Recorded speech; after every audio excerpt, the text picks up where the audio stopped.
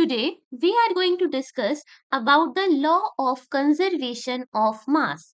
Can you see the man in this image? He is Antony Lavoisier, who is known as the father of modern chemistry. Sir Antony Lavoisier actually established this law, that is law of conservation of mass, that we are going to discuss right now.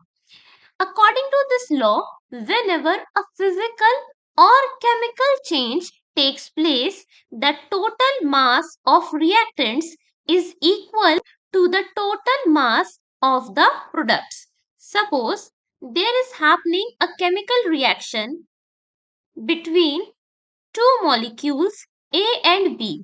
They are reacting to produce C in combination to D. First of all, this A and B are known as reactants because they are going to participate in the reaction to undergo a change and produce something new. Fine.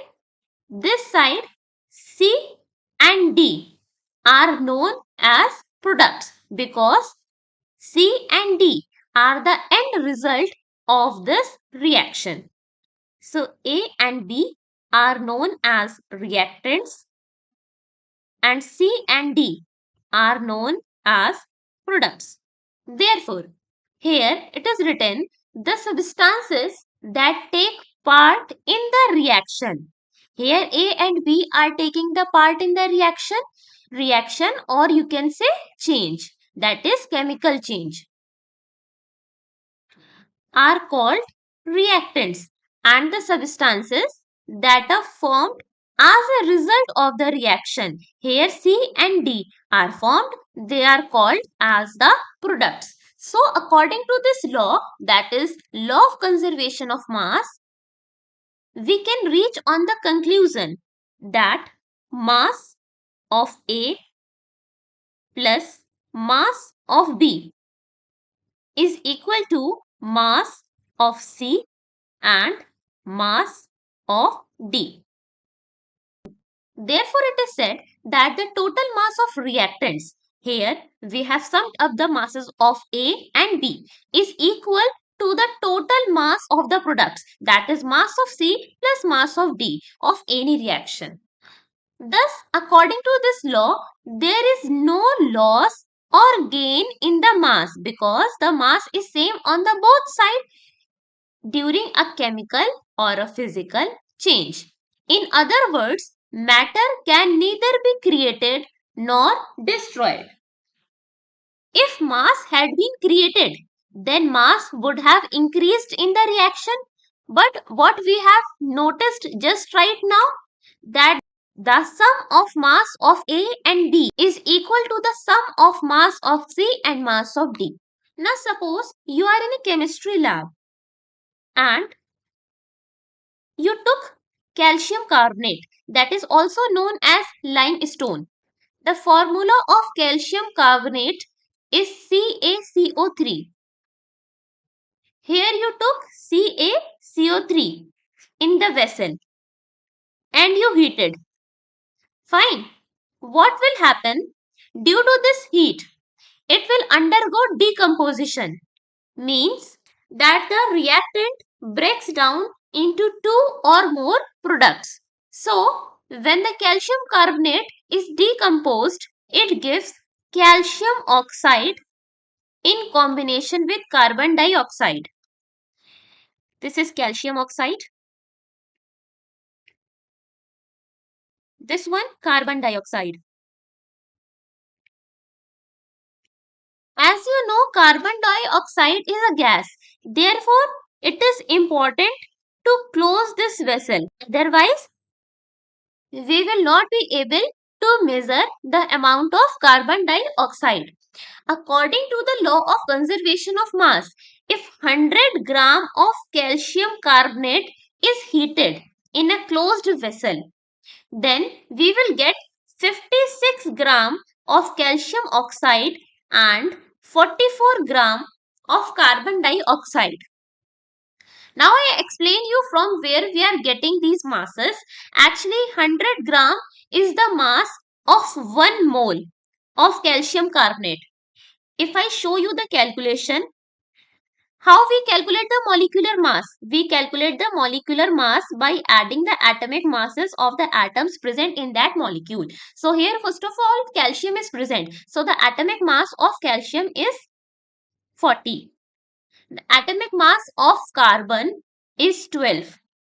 The atomic mass of one oxygen is 16 and here 3 oxygens are there. Therefore, we will multiply 16 by 3. So here 40 plus 12 plus 48. This will be equal to 100 gram.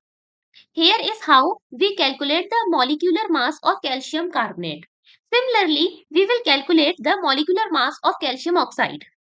So the atomic mass of calcium is 40. The atomic mass of oxygen is 16. It will be 56 gram. Similarly, carbon dioxide. So the atomic mass of carbon is 12.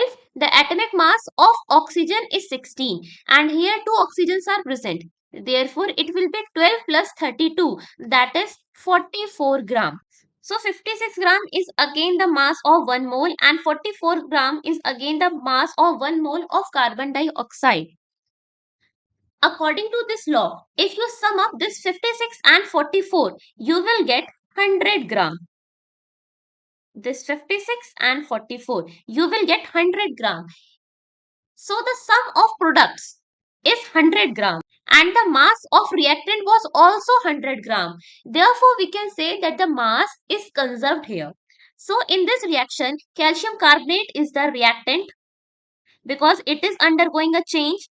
It is participating in the reaction and calcium oxide and carbon dioxide are the products because these are formed here. Since the total mass of products, that is mass of calcium oxide and mass of carbon dioxide is 100 gram, is equal to the mass of reactant, that is calcium carbonate, the mass remains conserved. Now we are going to discuss activity 3.1. So the aim is to verify the law of conservation of mass. So the materials that will be required in the lab will be 10% aqueous solution of silver nitrate, that is AgNO3. Let me explain you the meaning of this 10% AgNO3.